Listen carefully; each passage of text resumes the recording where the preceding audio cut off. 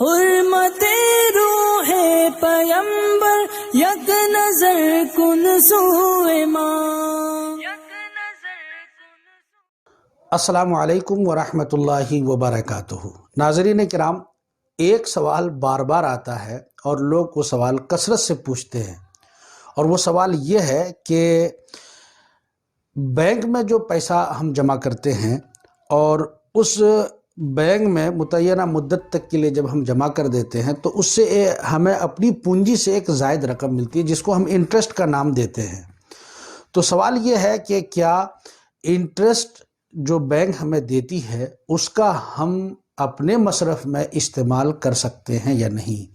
کیا اسے غرباء و مساکین کو دینا ضروری ہے؟ اپنے مصرف میں نہیں لا سکتے، شادی بیاہ وغیرہ میں خرچ نہیں کر سکتے، وغیرہ وغیرہ. یہ ایک سوال بار بار ہوتا ہے. آئیے ہم اسی سوال کا جواب آپ کو اس ویڈیو میں دیتے ہیں. ناظرین کرام، حکومت ہند کے بینکوں میں جو روپے جمع ہوتے ہیں اور اس میں جو زائد رقم ملتی ہے وہ سود نہیں ہے. یہ سارے سوالات اس لیے ہوتے ہیں کہ وہ سود ہے. ہاں، وہ سود نہیں ہے بلکہ وہ مال مباح ہے، اور جب مال مباح ہے تو پھر اس کا حصول بھی جائز ہوگا.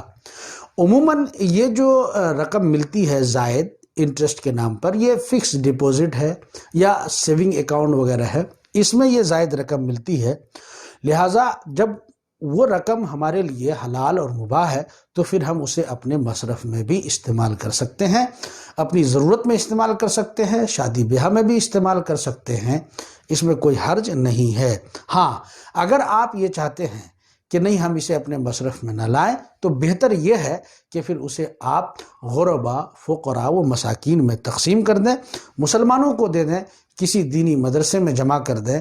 یقیناً آپ کا یہ عمل اپنے مصرف میں خرچ کرنے سے زیادہ بہتر ہے. لیکن اگر کوئی خرچ کر رہا ہے اپنے مصرف میں اس روپے کو، وہ خود اس کا ضرورت مند ہے، تو پھر ایسی صورت میں وہ کرے، کوئی حرج نہیں، کوئی گناہ نہیں ہے.